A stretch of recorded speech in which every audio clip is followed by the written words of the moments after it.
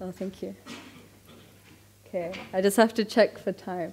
Okay, so while we set up briefly, hi, I think most of you know who I am. I'm Cara Hayes. My mom is Kathy Hayes. She's over there. I'm 19 years old. I just came back from, thank you. I just came back from 1 year of STF. And yeah, now I'm at university in King's College London studying in English literature, which I love, so woo! Okay. Start again. Okay, thank you. Okay, great. So, yeah, I'm giving the sermon today. And my title is, as you can see, My True Self Wrapped in God's Love. And I'm an English literature student, so this might be a very English literature student thing to do, but I want to break down this title. What does this actually mean, right? So my true self, what is that? It's our original self, right? Our original mind, what God intended us to be. We all kind of have that general idea. And then wrapped in God's love, that's pretty obvious, just being embraced by God, embraced in God's love. But actually, funny enough, what's more important than these words, almost? It's not as important, but actually one of the most important things in this title is not technically the words, it's the bit of punctuation in the middle, which is a colon. And what a colon means is that the thing written before it and the thing written after it are of equal value. They're as important as each other. And so I didn't call my sermon My True Self and Feeling God's Love, or My True Self and God's Love. I called it My True Self is the same as, that's what the colon is, being wrapped in God's love. So by being your true self, you're wrapped in God's love. And vice versa, by being wrapped in God's love, we are our true selves. And that's kind of what I actually want to talk about. I want to talk about being wrapped in God's love, how we feel wrapped in God's love, how we can aim to feel wrapped in God's love. And so firstly, I want to talk about the song we just sang, because I really love this song a lot. This song really touches my heart, actually, because I feel like the chorus of this song is so much more profound than we realize it is. So it goes, so the truth shall make us free, why walk when we can fly on the wings of God's true love, higher than the sky. So the truth, what is the truth, right? The divine principle. True parents brought the truth into this world, the divine principle. And what does the divine principle teach us? Fundamentally, it teaches us about love, about what is God's love, how do we feel God's love, why do we not sometimes feel God's love, and how can we recreate a world of God's love. So essentially, the truth is love, right? So love will make us free. And why walk when we can fly? And what is freedom? You know, what is this idea of being free? Being free is freeing our hearts, you know, away from burden, away from shame and resentment and anger and hate and fear and doubt and all these things. Freedom is a world away from these things that dominate our heart, that hurt and destroy our heart. And so the love will make us free, will take us away from these painful things. And why walk when we can fly? You know, why just be people living in an earthly world who focus on materialism and superficial things? Why just exist here when we can fly? You know, we can exist in a spiritual sense. We can exist in a world far elevated than this world. But the most important bit of this chorus is the last bit, you know, on the wings of God's true love, higher than the sky. So what is higher than the sky? The sky is the technical limit of our planet, right? The technical limit of our world as we know it. Higher than the sky is just a realm of God. It's a realm of God's love, of God's joy, of God's strength. And we need to be on the wings of God's true love, flying higher than the sky, flying in his realm of complete and utter love. So what I feel this song shows is actually that we have a right, you know, that we were born as God's children, and God endowed in us a right to like be on his wings of true love, as if we have a ticket on a plane of his wings of true love, you know? We have a right to be with God, to fly in a realm of God's love and God's joy and God's power. That is where we belong. It is not merely a privilege, you know? It's not like, wow, we're so privileged. It's not a privilege, it's a right. And we deserve to be there because we are God's children. And so, based on that, how do we feel wrapped in God's love? You know, how do we get a ticket onto God's wings of true love?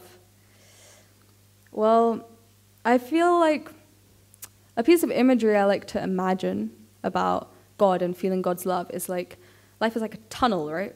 Okay, so it's a tunnel, and at the end is God, and he's reaching out our arms to us, like how a parent reaches out to their child, right? God is reaching out for us. And at the beginning of the tunnel, maybe we can't really see God. We can't really see his hands, can't really see that he's there, but he's always reaching out and calling out to us. And sometimes in life, like a lot of people expect, well, I want God to come to me. I want God to show me something. I want God to show me some sort of miracle, something amazing, so that I'll know and I'll believe and I'll know he's there, he's real. When actually God is, you know, pleading and begging for us to take the courage to come to him. God is pleading that we will take the courage to believe in miracles, to open our eyes to miracles and to love. And yeah, so there's basically this idea of being wrapped in God's love and how being wrapped in God's love like ultimately makes us our true original self. And how do we do that? Like, how do we become wrapped in God's love?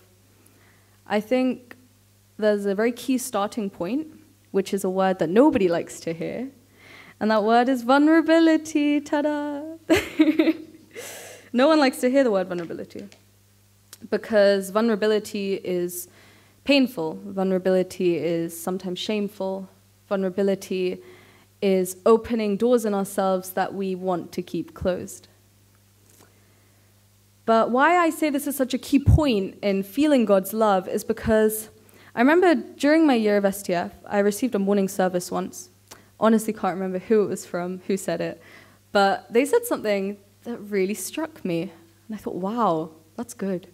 And so I tried to remember it and remind myself of this. If you block your true emotions, then you block your heart. Nothing goes in and nothing goes out. I think I put it up here. Yeah. So if we block our true emotions, if we block how we're really feeling, what we're really experiencing in our day-to-day lives, then we're blocking our hearts. We're creating a clog, you know, like in a drain. We're creating a clog in a drain. And so our love can't fully go out, and God's love can't fully come in. Because, you know, after the fall of man, very, very long time ago, we discovered what shame was. You know, we created shame and fear and how to build walls between each other, how to, you know, keep up with appearances, how to try present ourselves as someone we may not always genuinely be. And that's not to say we're all fake people and no one's being genuine. It's just, it's a defense mechanism we use to cope with feelings of shame and regret, right? Creating these walls between ourselves. And when I talk about vulnerability, there's kind of a misconception about it. I'm not talking about being completely open with everyone all the time, constantly, because that's too much, right? Because anything in excess is not good, right? Anything in excess is not healthy. Eating too much healthy food is not always so great for your body. Okay, does that make any sense? Maybe. But being too healthy, like going to the gym way too much and eating like super protein food and stuff is not always so good for your body. Same way eating loads of crisps and loads of chocolate is not so good for your body. So being overly vulnerable in the sense that you just express your pain, your sadness constantly to everyone is excess. And it will hurt people. It will cause people pain. But being completely closed and being completely invulnerable, unvulnerable, I don't know what the word is, not being vulnerable, will likewise cause you a lot of pain, will really hurt you internally, and may even hurt the people around you that really care about you and really love you. Because I was thinking a lot on my time in STF, I was thinking a lot about God, right? And what God can do and what God can't do. And I was thinking a lot about atheism, actually. I was thinking about what is the most common thing atheists will say. When you say, oh, you believe in God, and they say, I don't believe in God. What do they always say? I'll tell you what they always say. They always say, if God exists, why are children starving in Africa? Why are people dying of cancer? Why are people suffering so much if God exists? Because if God exists, that wouldn't happen, right? And in the movement, we talk about how we have this responsibility. That's why these things happen. That's why God's not in control. Because at the end of the day, we make the decision to do good things or to do bad things. And because a lot of people do bad things, there are a lot of bad things circulating in our world. And God cannot control these things. God cannot control a lot of the pain and suffering that we experience in our lives. And I'm sure everyone does experience so much pain, so much suffering that feels almost unbearable in their lives. And God cannot necessarily control that. But there is one thing that I can absolutely 100% guarantee that God does do. And I'm being really serious about it. I completely guarantee that God does this. Is God will give us the love which gives us the strength to get through all of it. You see people come out of crazy situations, like they were almost going to die, and then they're back to life, and they're so inspired, and they're happy, because God gives us the love which gives us the strength to cope with everything in this world. And sometimes, maybe spiritually open people or something, they can feel God directly. They can pray, and they can feel super inspired, and they can feel like God coming on them and feel it, and feel so immersed in excitement and happiness. But not everyone can feel that, right? Not everyone can feel these extreme spiritual enlightenment or experiences. That's not anyone's fault. So what God does a lot of the time is he gives us a lot of love through the people around us, right? Through the people in our lives, God will feed a lot of love into them, and they will feed us with so much love. And I like to call these people my living angels, the people in my life who just feed me with so much love, which gives me all the strength to get through anything and everything. And I promise that you have them too.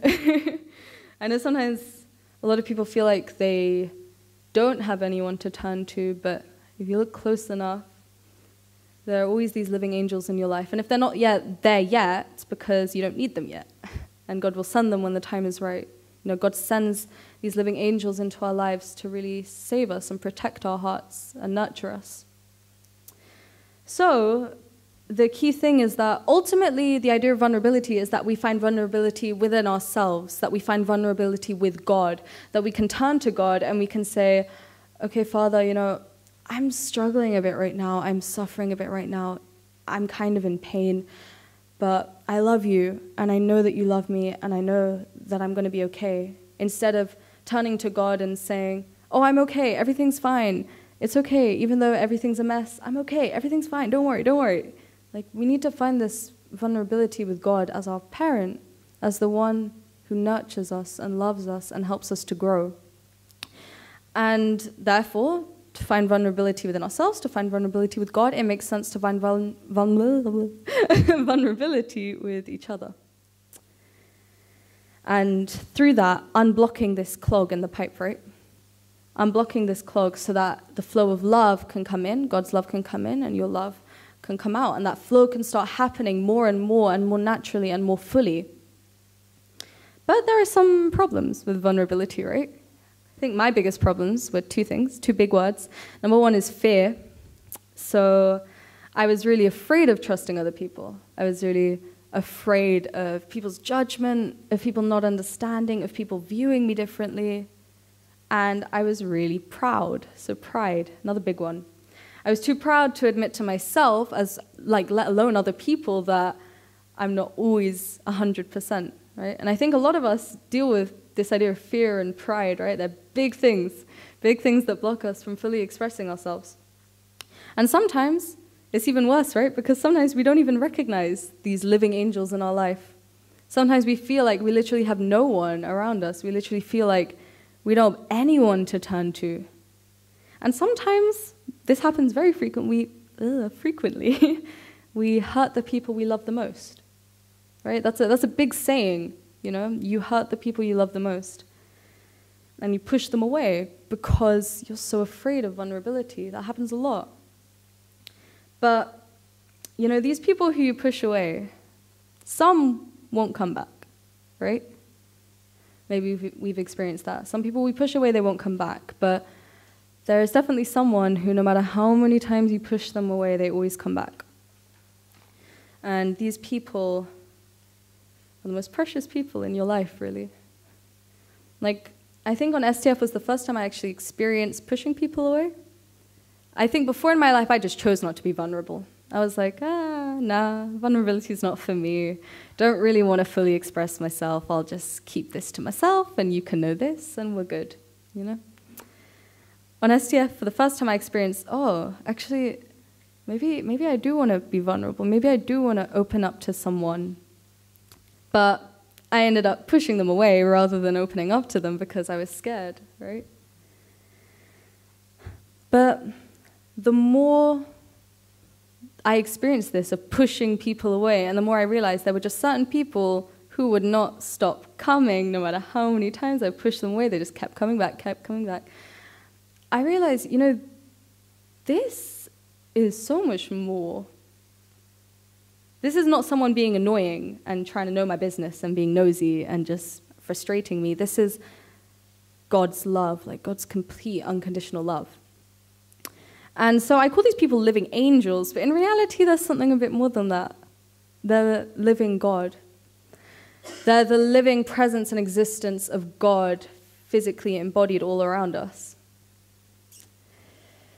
And so when I encountered these people in my life who wouldn't leave me alone and wanted to be there and love me and support me, and I realized, oh my gosh, wow, this is God's love, you know? This is God working through people and working through my life, through these people. Wow, this is incredible. And then I made a decision.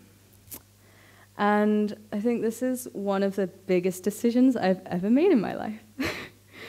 And I made a decision that, okay, so if these loving people around me are my physical embodiment of God, if these people are the living God present all around me, then I can't be ashamed in front of them anymore.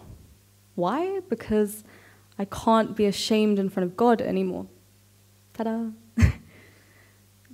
I can't be ashamed in front of God anymore. You can't be ashamed in front of God anymore.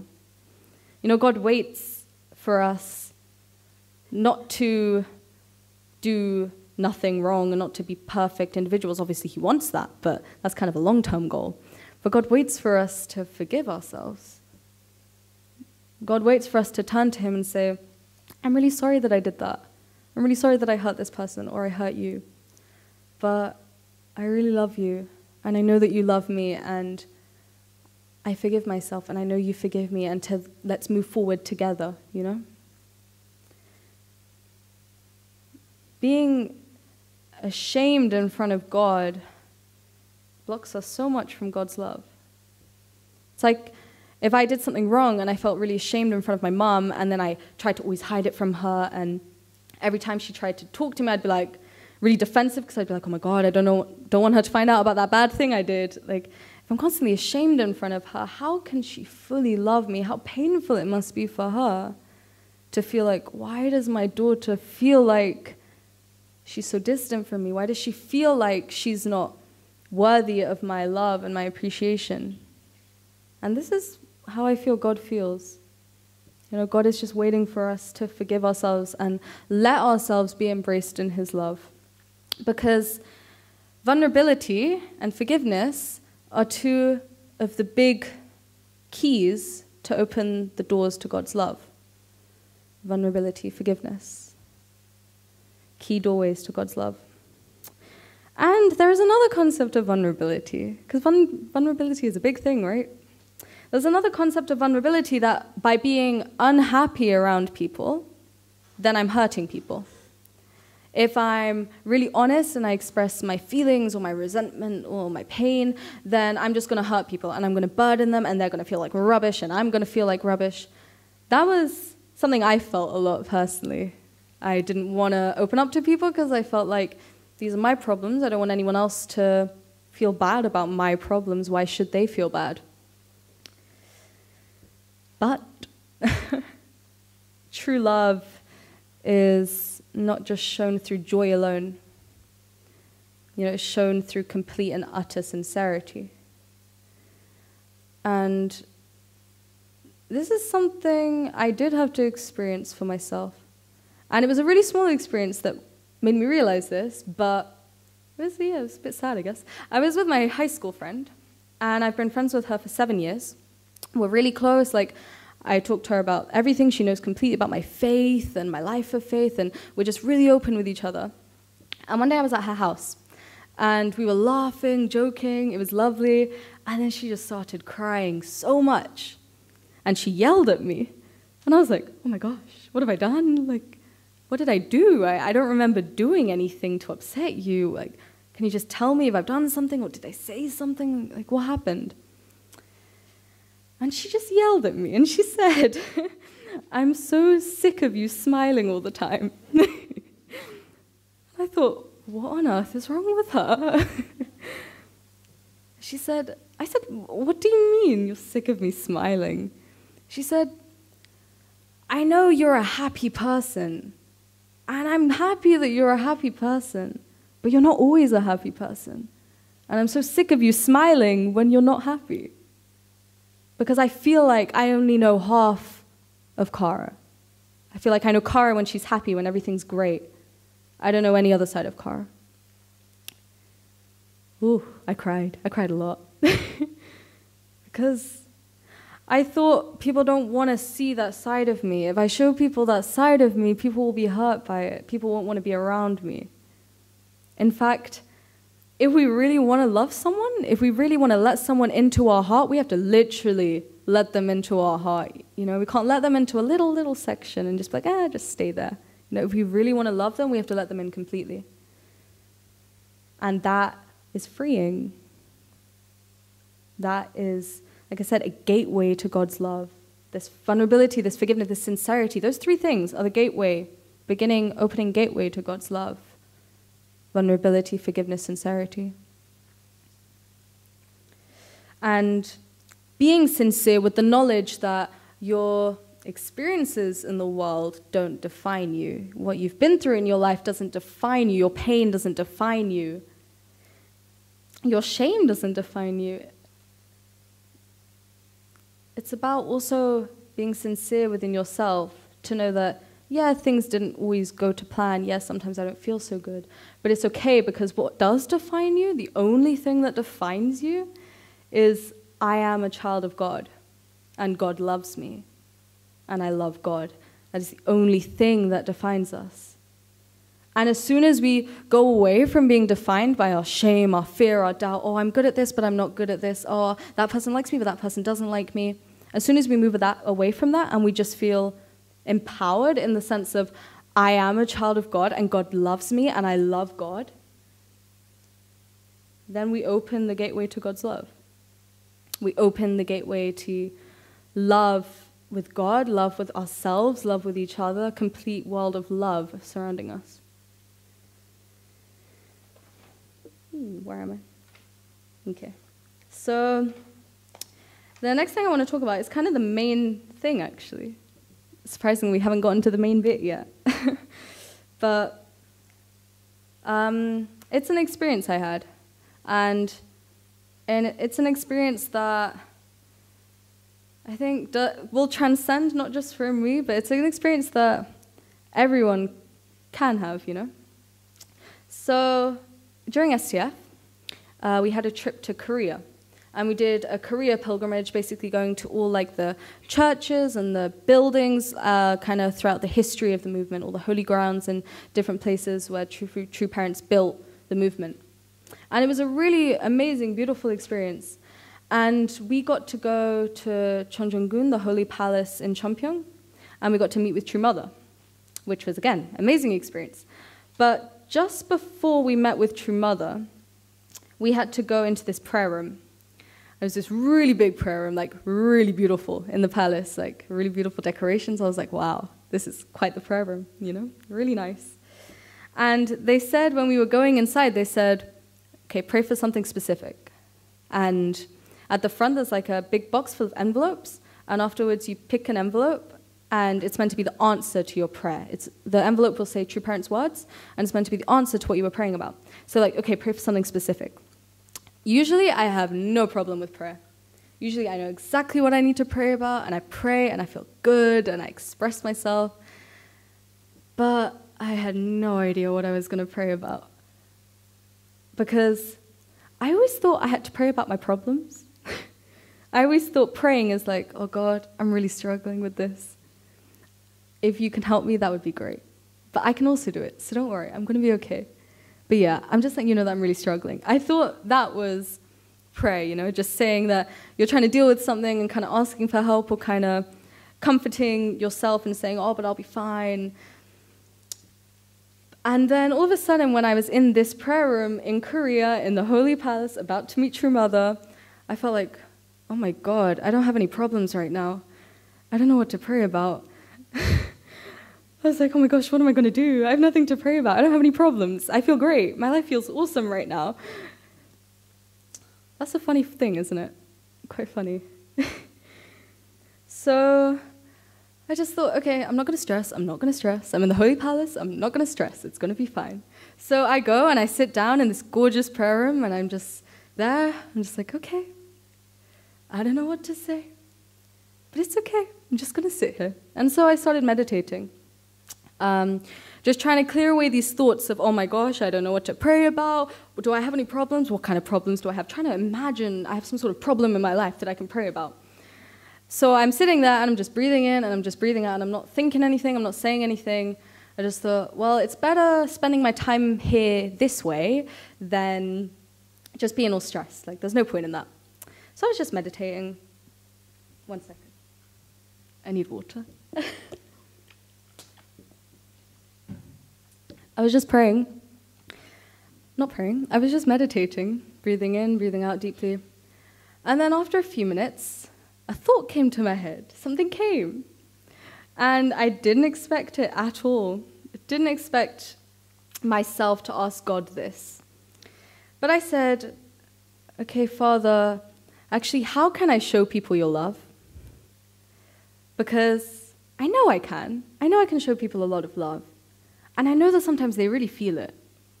But it's not quite working the way I expect it to, or I want it to. Or it doesn't quite work all the time, and I just want to know if there's something I'm doing wrong, or something I don't quite understand. So if there's anything you can tell me about how to show people love, that would be great. And yeah, I just said that. Not quite in those words, but I said something around that. And I didn't feel the need to say anything else. I felt like I'd asked my question. So I just kept meditating and breathing in and breathing out and just saying thank you. You know, breathing in, breathing out, thank you. Breathing in, breathing out, thank you. I don't know how many times I said thank you in that time, but I felt like all I had to do in that moment was thank God for my entire existence, for everything I'm experiencing, for everything I have experienced, for all the people around me, for the incredible experience I'm about to have, and just for life. I just felt when I'm in this extremely holy, beautiful, majestic, amazing place, I just want to thank God for everything. And then I finished the prayer. I took my envelope, random envelope from the box, and I left the room. I opened the envelope, and I thought, I have no idea what this is talking about. It was words of true parents, but I was just like, I have no idea what this means, and I have no idea how this relates to anything I'm feeling or anything I'm experiencing.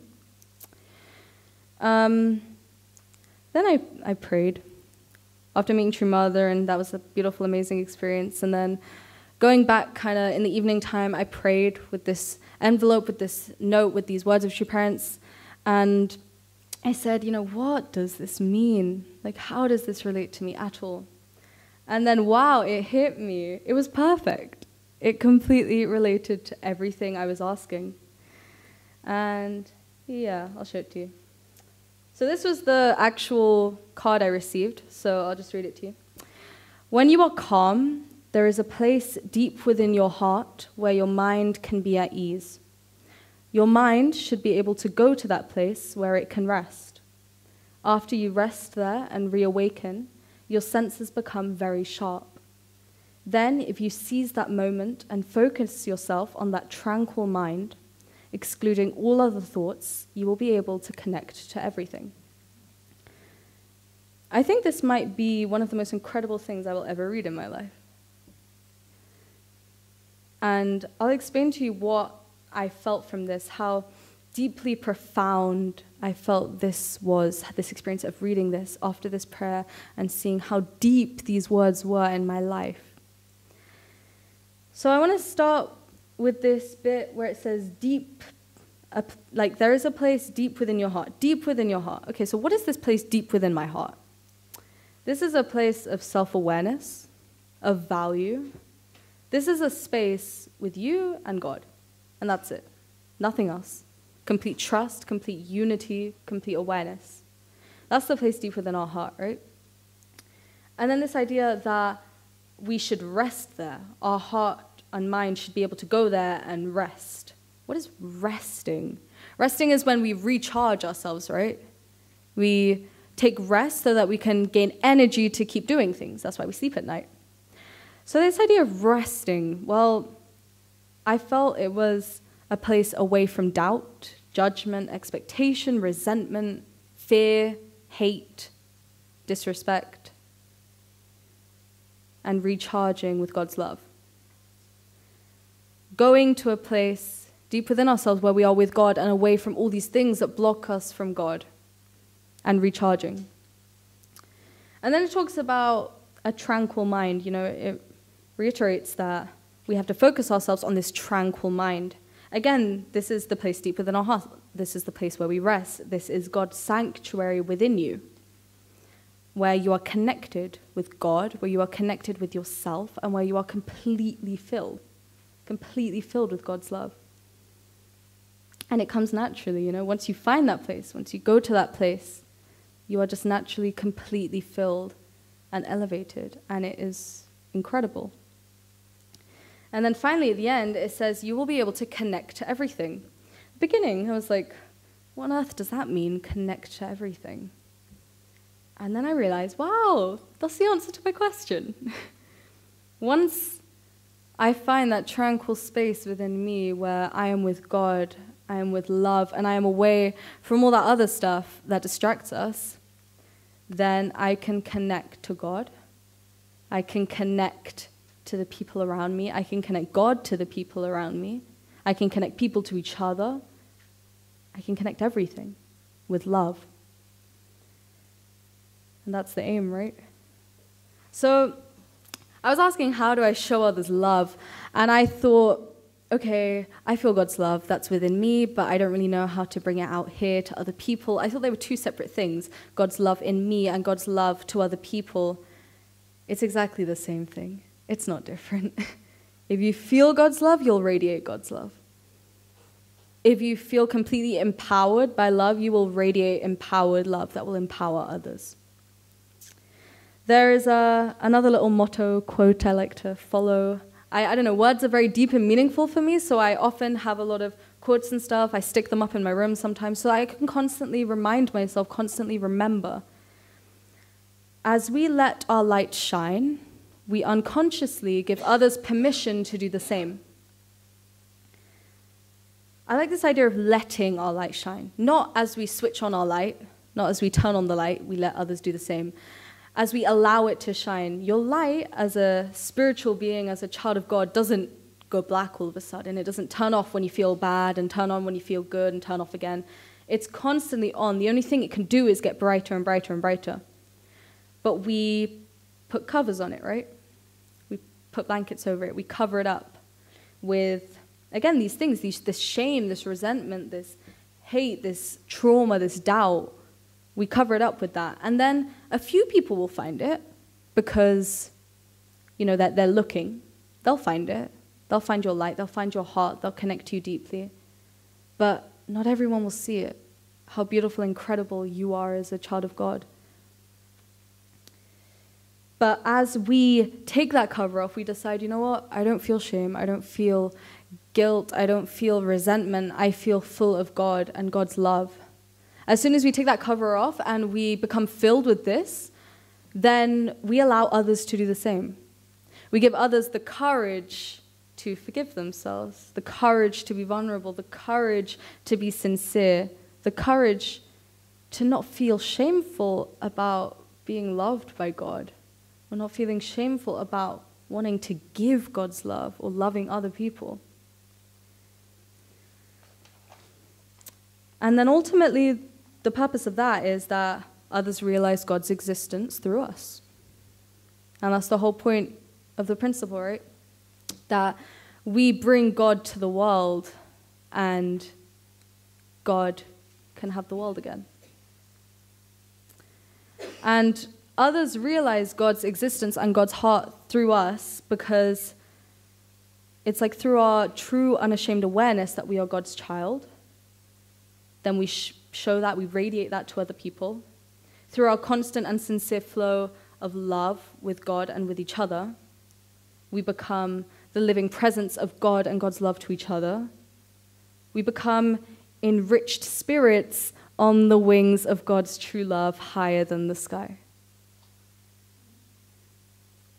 And that's the point, right? That's the point of our existence, to become the living God to one another, living love to one another, so that we can all live in this beautiful, elevated environment. And that's not an idealistic thing. That's not possible, right?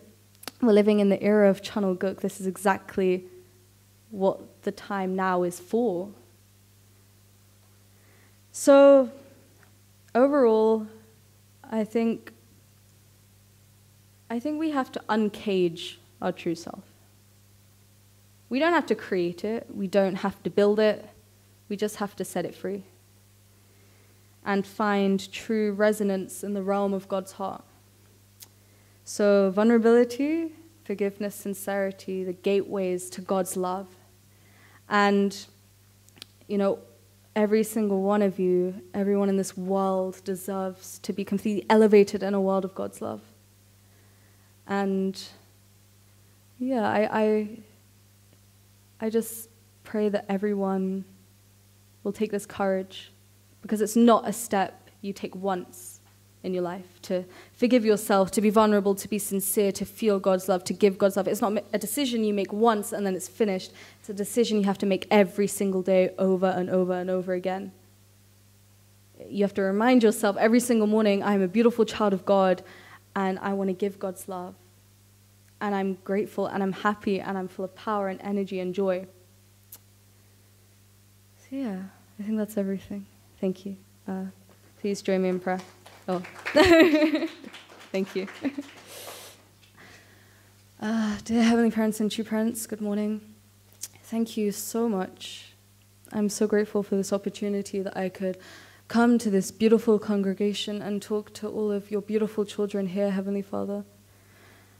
I really pray that we can feel how much your heart longs to love us, how much your heart longs to completely embrace us, Heavenly Father. I can't imagine how awful it must feel to see us drag ourselves down, to see us completely hurting ourselves and really damaging our self-confidence and our self-awareness as your child, Heavenly Father. I really know how deeply you want us to be completely immersed in your love so that you can bring us with you to a world so much better than this world, to a world of complete love, that we can take every step in this physical world, and no matter what is going on around us, that we will be completely empowered and know how precious our lives are, and know how much we can give, and that we can give that love, and we can empower other people and create this ideal world which is right ahead of us, Heavenly Father, if we take the courage to go there. I'm very grateful for this opportunity, for this experience, and I pray that even if how inspired I have felt by your love, Heavenly Father, could impact even one person for a brief moment to have a brief thought about what I've said, Heavenly Father, then I can be so incredibly grateful that your love could enter this environment and this space. And I pray that for this week, everyone here can remind themselves every day just how incredible and beautiful and loved they are by you, Heavenly Father. Because you are our parent and we are your creation and you love us more dearly than we could ever imagine. And I know how desperately you want us to believe that and to be completely empowered by you. So I thank you so deeply, and I thank you so much for everyone here. And I pray and report this in my name, Cara Hayes, child of the Best Central Family, Archie. Thank you.